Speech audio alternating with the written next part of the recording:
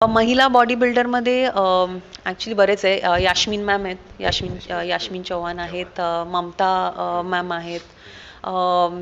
So हे दोघांना मी खूप बघते. आणि besides these two Deepika ma'am आहेत. म्हणजे त्यांची जी लेवल आहे, I am not there, but मी आय विज्युअलाइज माय सेल्फ की मी त्यांच्या लेवलपर्यंत पोचलं पाहिजे. So I have to be at least that level. त्यांच्यापेक्षा जास्त नाही, but at least they are at that level. तिथपर्यंत तरी पोचलं पाहिजे. सो ते माझ्यासाठी खूप इन्स्पिरेशन आहेत. कारण एस्पेशली जर म्हटलं ममता मॅम, त्या पण आय सी हर म्हणजे इन द सेम बोट. म्हणजे त्यांची पण मुलगी आहे आणि ते एवढं करतायत. आणि when I see her doing it at that level, मला वाटतं की हां, माझा मुलगा आहे, सो वॉट, मी पण करू शकते. जर ते करू शकतात तर मी पण करू शकते.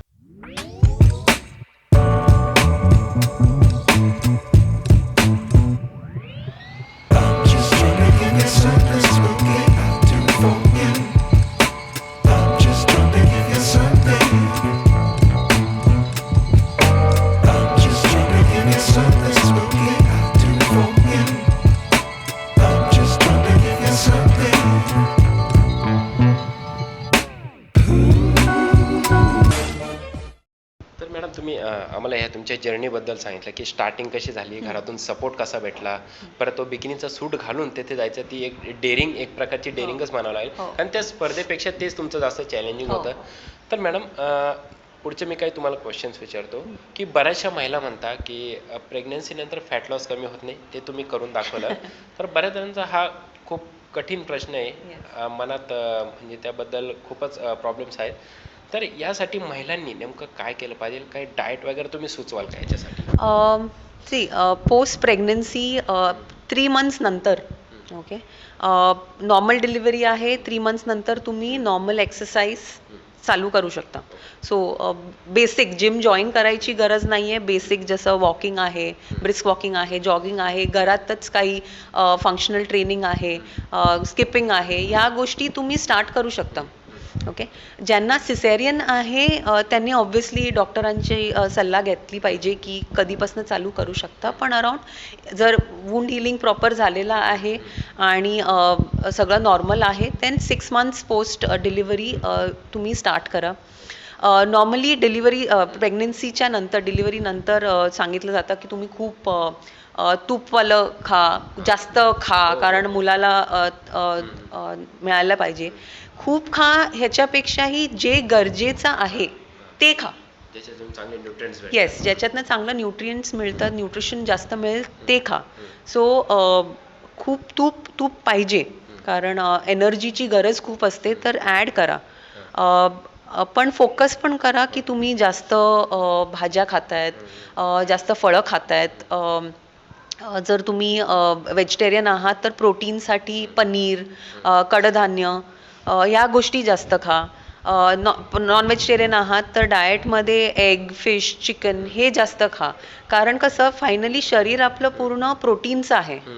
केसांपासनं, नखापर्यंतपासनं आतमध्ये जेवढं काही आहे सगळं, full body is made up of protein.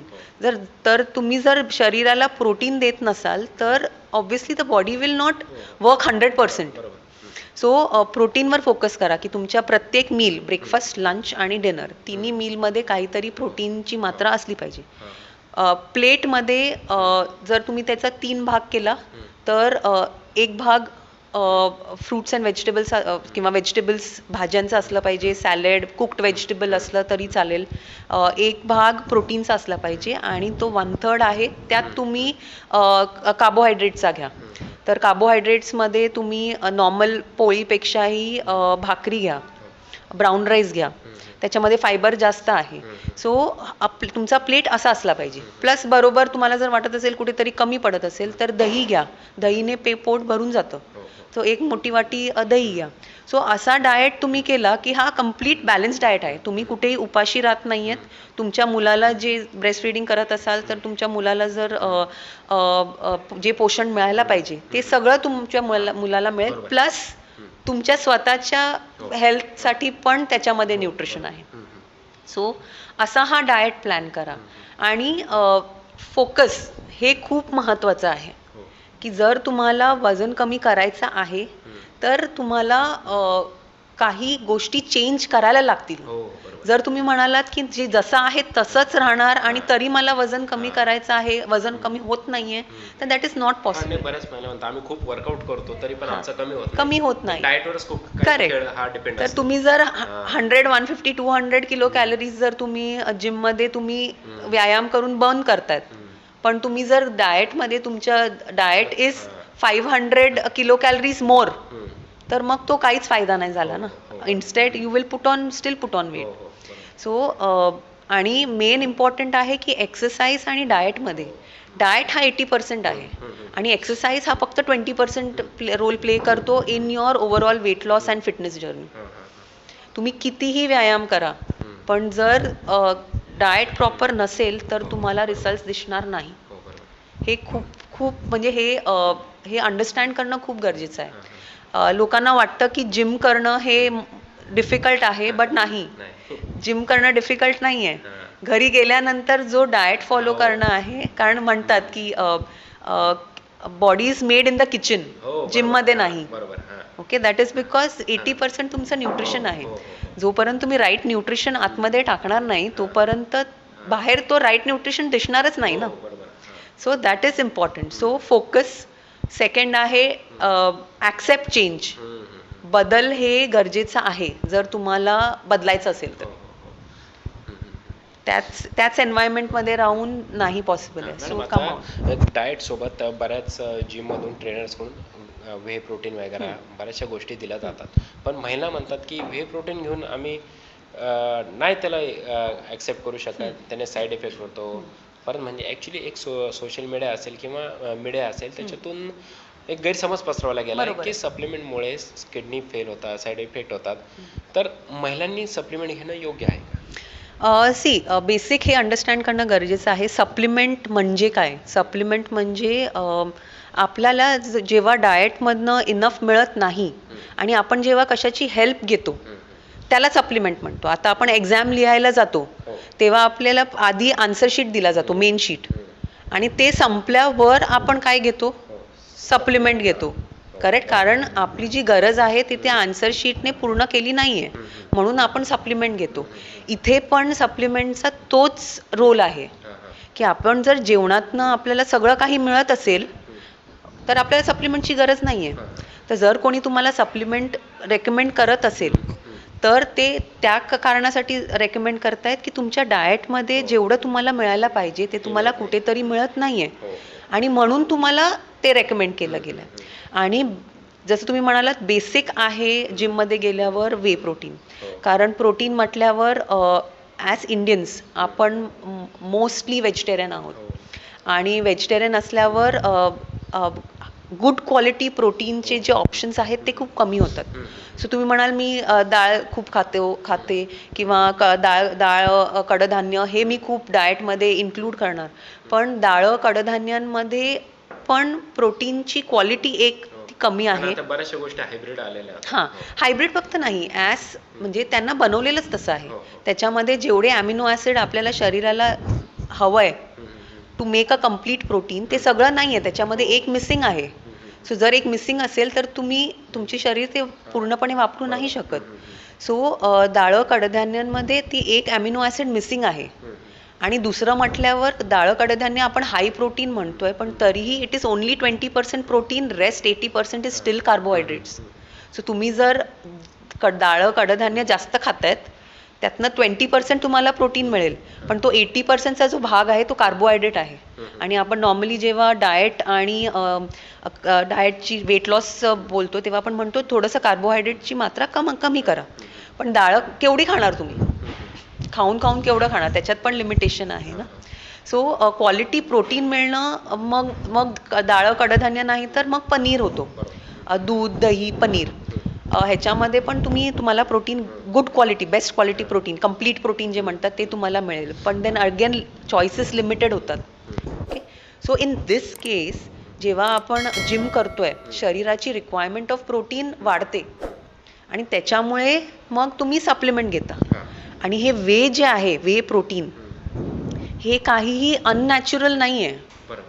हे मॅन्युफॅक्चर केलं आणि ते डब्यात भरलेलं आहे, but it is not unnatural.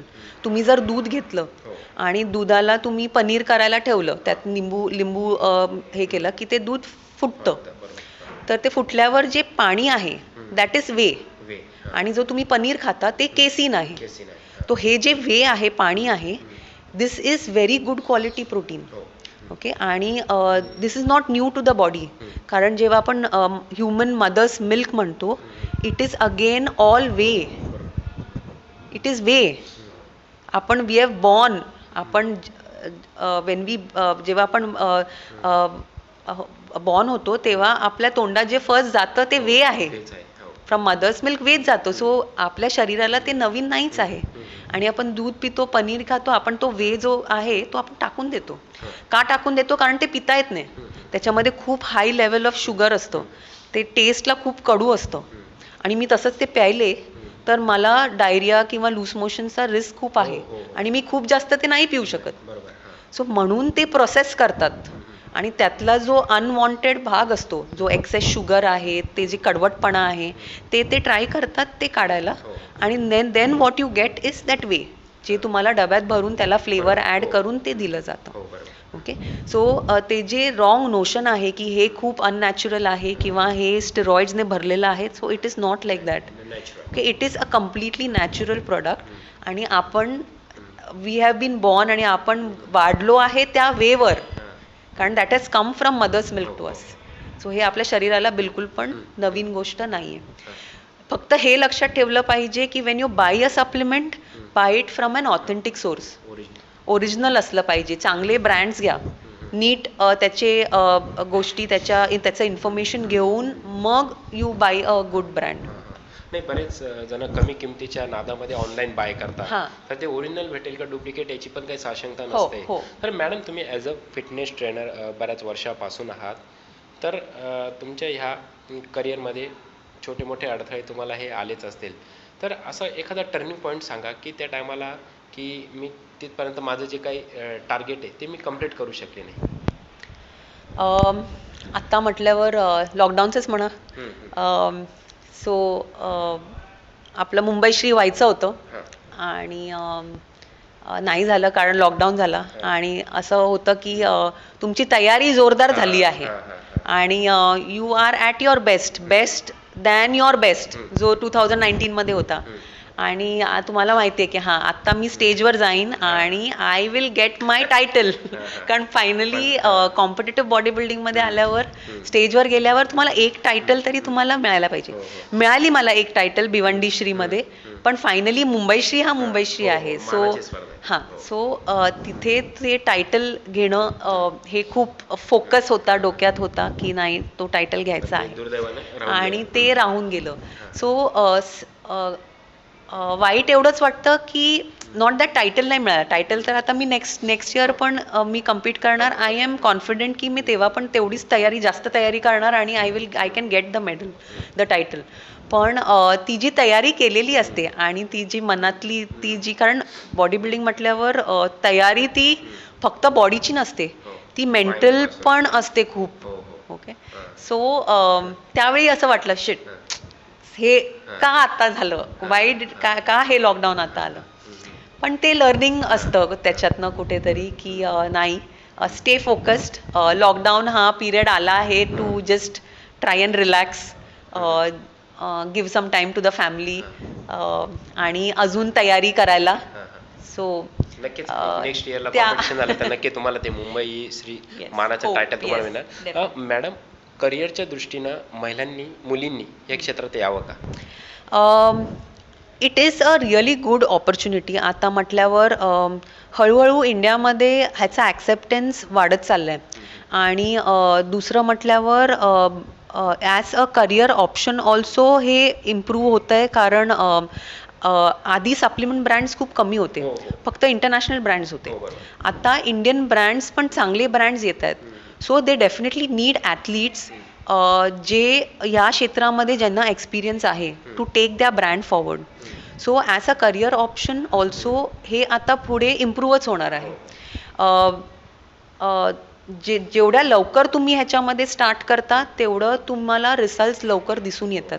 कारण वेस्टर्न कंट्रीजमध्ये तुम्ही बघता 18-19लाच मुली are at that stage where probably I am. मी आता 38 आहे. Okay, and I started very late. तर मला डोक्यात येतं की मी एवढ्या लेट का स्टार्ट केलं, माझ्या डोक्यात हे का आधी नाही आलं. प्रॉबब्ली ॲट दॅट 2005मध्ये maybe women body building was not फोकसमध्ये पण नव्हतं, कोणी नव्हत्या पण जास्त मे बी दॅट टाईमला. So start early. येस, जर तुम्हाला आवड आहे, if you are exercising regularly, तुम्हाला आवडतंय the changes that you see in your body, getting tone, looking muscular, then muscular म्हटल्यावर अगेन बायकांचा असतो, मला पुरुषांसारखं नाही व्हायचंय. सो नाही, तुम्ही पुरुषांसारखा नाही होऊ शकत, तुमच्याकडे तेवढे हॉर्मोन्स नाही आहेत त्या लेवलला पोचायला. पण हां, तुमची एक जेनेटिक कॅपॅसिटी आहे to reach at that level.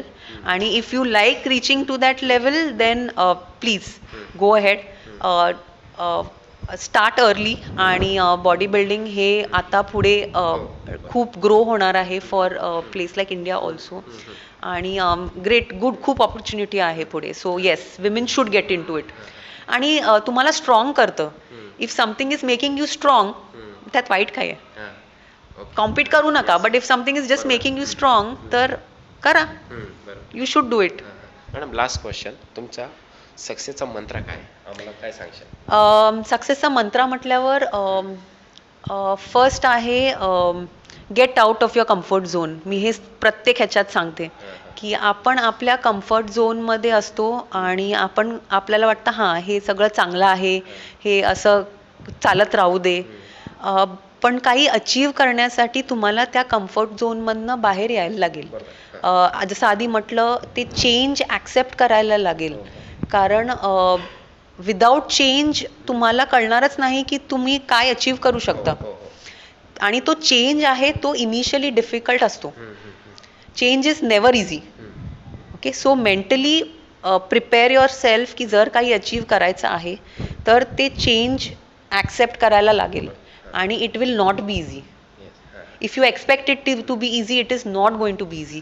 मी माझ्या क्लायंटला पण सांगते, जेव्हा ते सांगतात की आम्हाला डाएट करायचं आहे, वेट लॉस करायचं आहे, मी सांगते don't expect it to be easy.